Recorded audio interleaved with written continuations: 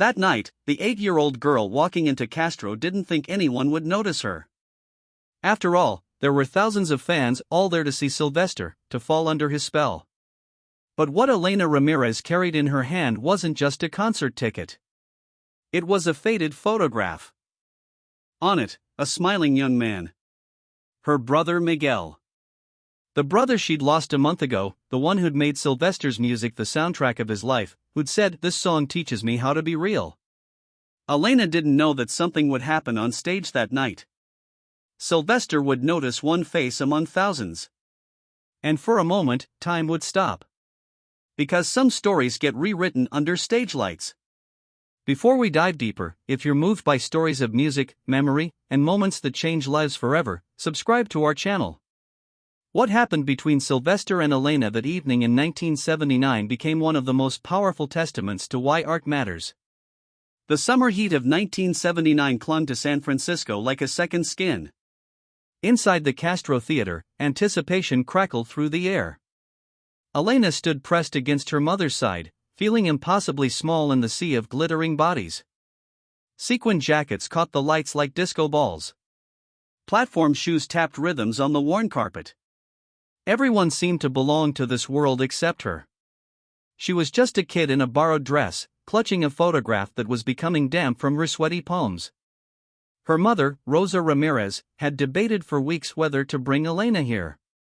Too soon after Miguel's death. Too adult. Too overwhelming. But then she'd remembered something her son had said months before the accident, if it was an accident. Rosa still wasn't sure. "Mom, when Sylvester sings, I don't feel like I have to hide anymore." Those words had haunted Rosa. She'd bought the tickets the next day, hands shaking as she paid. If Miguel had found something sacred in this music, maybe Elena needed to understand it too. Maybe it was the only bridge left between the sister and the brother she'd lost. The theater was a relic of San Francisco's golden age, all ornate molding and red velvet. But tonight it had transformed into a temple of liberation. Elena had never seen anything like it. Men in makeup that would get them arrested downtown. Women in three-piece suits. Couples holding hands without shame, without the constant looking over the shoulder she'd witnessed in Miguel during his final year. This was the world her brother had been trying to reach. The world where he could breathe. But Elena couldn't focus on the spectacle. Her mind kept returning to Miguel's empty bedroom. The posters nobody dared take down. The records nobody played. She kept hearing his voice, "Sylvester doesn't pretend, Elena. Everyone else is trying to be something they're not. But him? He's exactly who he is." She'd been 7 then. Too young to understand what her brother really meant. But she'd understood the way his eyes lit up. The way tension left his shoulders when that falsetto filled the room. What Rosa hadn't told Elena, what she wasn't sure she'd ever tell her, was what she'd found in Miguel's room after he died. A journal filled with entries about being followed home from bars. About losing his job when someone saw him at Pride. About the exhausting performance of seeming normal enough to survive. And on the last page, dated 2 days before his death, "If I can't live as myself, what's the point?" Rosa had hidden that journal in a shoebox. Some truths were too heavy for an 8-year-old to carry. The lights flickered. The crowd's energy shifted from anticipation to barely contained excitement. Strangers hugged, laughed, cried before a single note played. This wasn't just a concert. This was church. Miguel had tried to explain it once: disco isn't just music, it's survival. It's us saying we're here, we're queer, we're fabulous, and we're not going anywhere. Elena's fingers traced the photograph's edges. Miguel at 19, before the darkness became too much. In the photo, he was laughing, his face open in a way she rarely saw in those final months. She'd taken this photo herself at a family barbecue. She'd brought it tonight because it felt like bringing Miguel himself. Giving him one more chance to experience the music he loved. But there was something else Rosa hadn't admitted to herself. The night Miguel died, they'd argued. A terrible fight about him wanting to move to the Castro. About living openly. About Rosa's fears that the world would destroy him. "You don't understand what it's like out there," Rosa had pleaded. "People like us survive by being invisible." Miguel had looked at her with eyes full of pain. "This isn't surviving, Mom. This is dying slowly." Those were the last words they'd exchanged before he stormed out. Before the hospital called 6 hours later. Before Rosa's world shattered. She'd been carrying that guilt like stones in her pockets. Maybe that's why she'd brought Elena tonight. Maybe she needed to see what Miguel had seen in this music. The house lights went down. In the darkness, thousands of people held their breath. The silence stretched taut as a wire.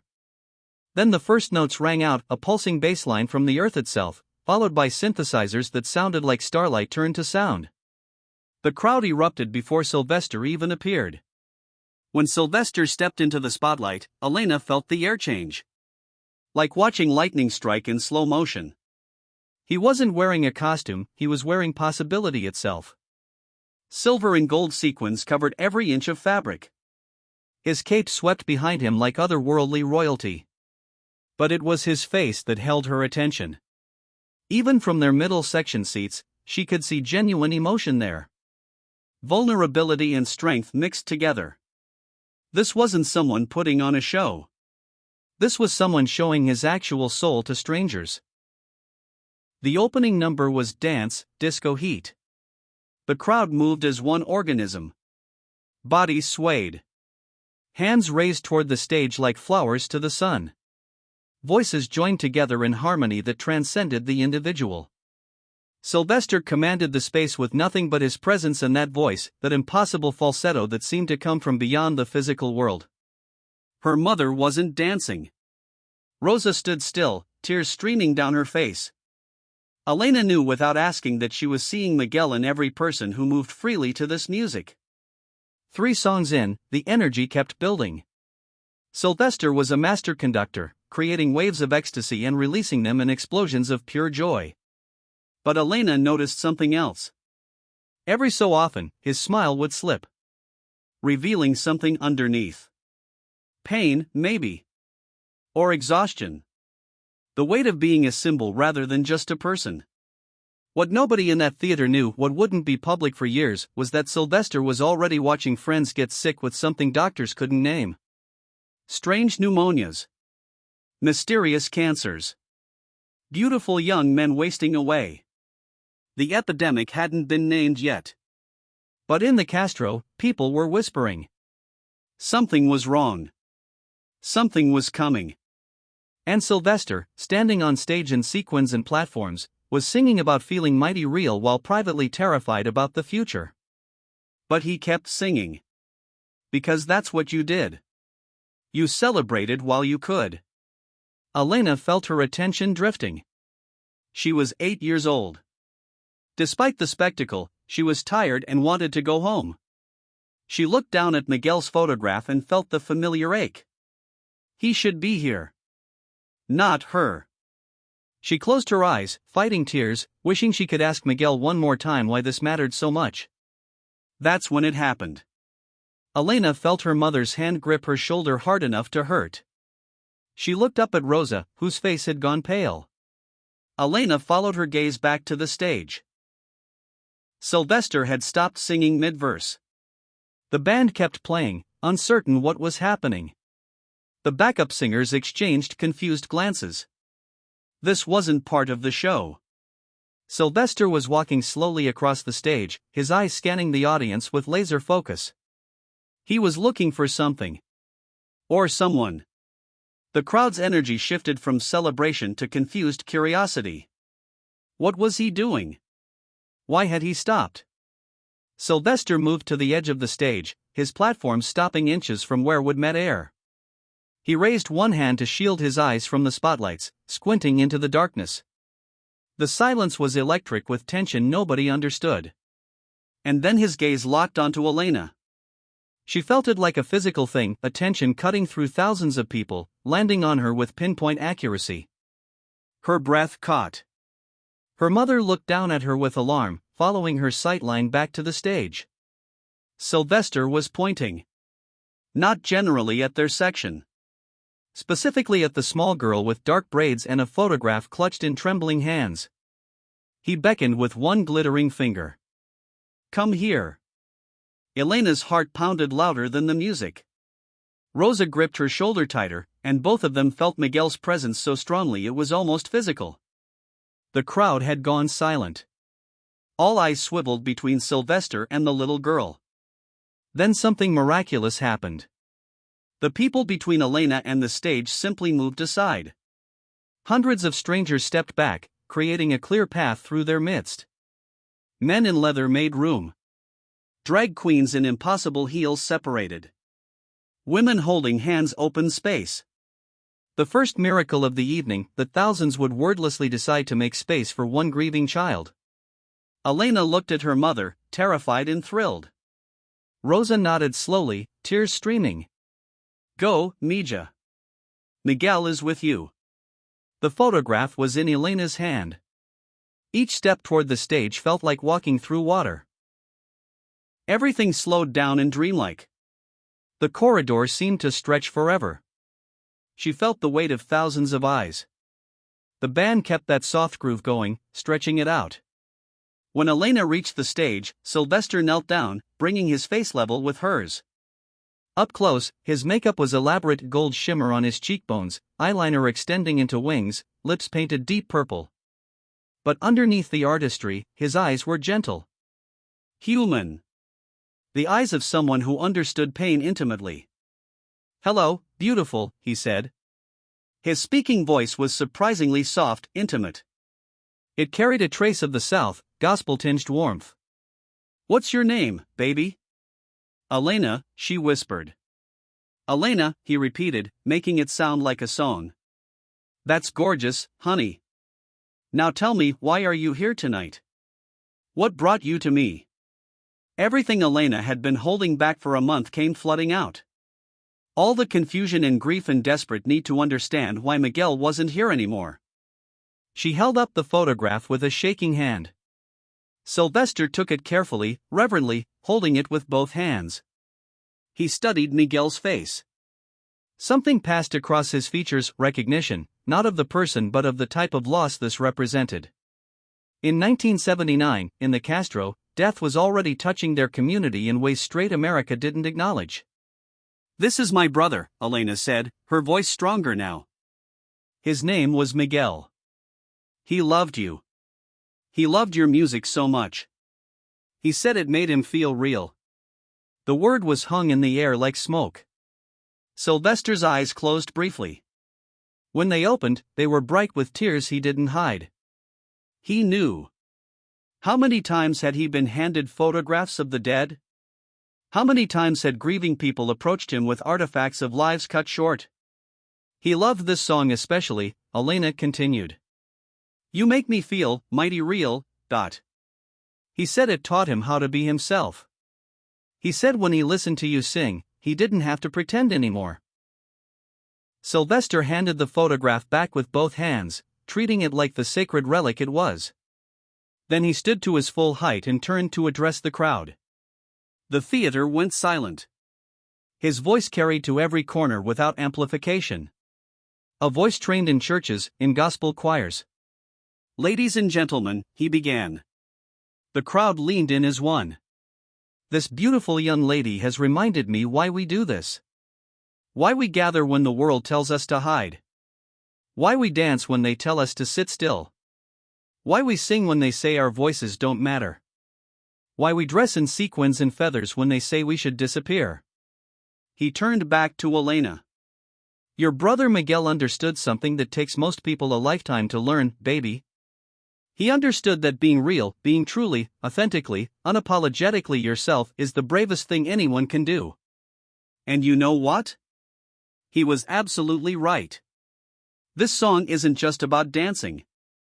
It's about claiming your space in a world that doesn't want to make room for people like us. It's about saying I'm here, I exist, I matter, and I refuse to apologize. The crowd murmured agreement, a sound like wind through trees. Sylvester gestured to the band. They shifted into a different groove, the unmistakable intro to You Make Me Feel Mighty Real, but slower, more deliberate, stripped down to reveal gospel roots. This wasn't the club version. This was church. Miguel, Sylvester said, speaking to the photograph, to the memory, to the ghost, to all the beautiful souls lost too soon, this is for you, baby. This is for everyone who ever had to hide who they were. This is for every person who found themselves in a song because they couldn't find themselves anywhere else in this cruel, gorgeous world. And then he sang. Not the version that topped charts. This was rawer, more vulnerable, stripped of production polish to reveal the human voice beneath. A voice grown up singing in Baptist churches. A voice that carried the weight of the black gospel tradition. A voice that understood suffering and transcendence were two sides of the same coin. Every note carried the weight of lives lived in margins. Every phrase was a prayer. The falsetto became an instrument of transcendence, carrying everyone beyond their physical bodies, beyond 1979, beyond pain. Elena stood at the stage edge, tears streaming, and for the first time since Miguel died, she didn't feel the hollow ache of absence. She felt him. Not as a memory. Not as a wound. But as a presence. A warmth. A certainty. The music became a bridge between the living and dead, between the child she was and the woman she'd become, between the brother too afraid to fully live his truth and the sister who would inherit his courage. The crowd swayed as one. Thousands of hands raised. Thousands of voices joining Sylvester's in the chorus. Singing for Miguel. Singing for themselves. Singing for everyone who'd ever felt the world was too small for who they really were. When the song ended, when that last note faded into complete silence, the applause came like thunder. But Sylvester raised his hand for quiet. The crowd obeyed instantly. He knelt down again, taking Elena's small hands in his glittering ones. Your brother, he said quietly, though everyone somehow heard, he's not gone, baby. Not really. As long as people keep singing these songs, as long as people keep gathering to celebrate who they are without shame, Miguel is here. He's in every note. He's in every person brave enough to dance even when the world says they shouldn't. He's in you, carrying his story forward. Do you understand? Elena nodded, though she wasn't sure she did. Not fully. Not yet. But she would. Years later, when she understood what her brother had been fighting against, when she learned about the laws that criminalized his love, when she witnessed AIDS decimate a generation, she would understand. She would remember this night and know that Sylvester had given her something more valuable than comfort. He'd given her a map for how to honor the dead by living fully, by refusing to hide, by making joy a revolutionary act. Sylvester stood one final time and addressed the theater. We're gonna take it from the top. But this time, I want everyone to think about someone they've lost. Someone who should be here dancing but isn't. Someone whose light got extinguished too soon. And we're gonna sing this song for them. We're gonna make this theater shake with the power of their memory. Can you do that for me? Can you do that for Miguel and everyone like him? The crowd roared agreement. Elena was gently guided back to her mother. She felt different than on the walk up. Lighter. More certain of something she couldn't name but felt in her bones. Rosa pulled her into a fierce embrace as the band launched into the full disco version. This time, the entire theater sang along. Every single person contributing their voice to this collective act of remembrance and defiance. The lyrics Miguel had played on repeat. The melody he'd hummed while cooking. The rhythm that made him tap his fingers. All of it came flooding back through strangers' voices who'd never known him but were honoring him anyway. The bass shook the floor. Synthesizers sparkled like stars being born. Sylvester's voice soared above it all, a beacon of defiance and joy and grief and celebration tangled into something transcending entertainment. This was communion. This was memory made manifest. This was love refusing to be erased by death. People cried and danced simultaneously. A drag queen in gold lame spun her friend around. A leather-clad biker lifted his boyfriend in a bear hug. An elderly grandmother raised her arms and swayed with surprising grace. They were all connected in this moment. All threads in a tapestry stretching backward to ancestors and forward to descendants they'd never meet. And at the center was Sylvester, conducting this symphony of human emotion with nothing but his voice and his absolute commitment to being exactly who he was. Mighty and real until the very end. The concert continued another 90 minutes, but that moment remained the emotional center. Sylvester performed his other hits, but there was a new quality now. A depth from having touched something real and raw in the middle of what was supposed to be escapism. Between songs, he spoke about community. About chosen family. About creating spaces where people could exist without fear. He mentioned Harvey Milk, assassinated months earlier, and how Milk's vision was being realized in rooms like this. When the concert finally ended after 3 encores and a 15-minute standing ovation, Elena and Rosa filed out into the warm San Francisco night.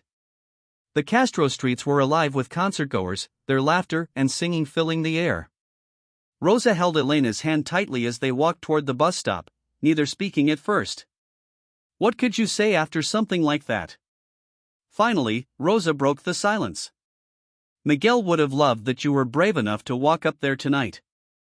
He would have been so proud of you, Mija. Elena thought about whether she'd been brave or just compelled by something outside herself. Mama, she asked, do you think Miguel was really there? Do you think he saw? Rosa was quiet for a long moment. I think love doesn't end when someone dies. It just changes shape. Tonight, Miguel's love took the shape of that music, that moment, that man who stopped everything to honor a boy he never met. Yes, Mija.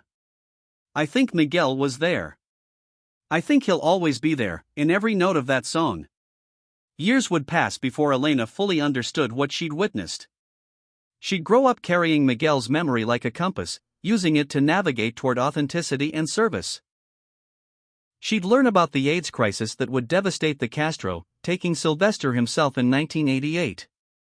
She'd understand the risks Miguel faced just by loving who he loved.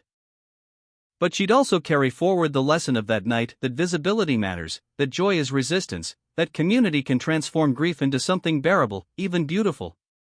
She'd remember Sylvester kneeling to meet her at eye level. She'd remember thousands of strangers singing together in defiance of everything that tried to silence them. And she'd understand that Miguel's life, however brief, had been part of a larger story of struggle and celebration that continues echoing through time, mighty and real, refusing to be forgotten.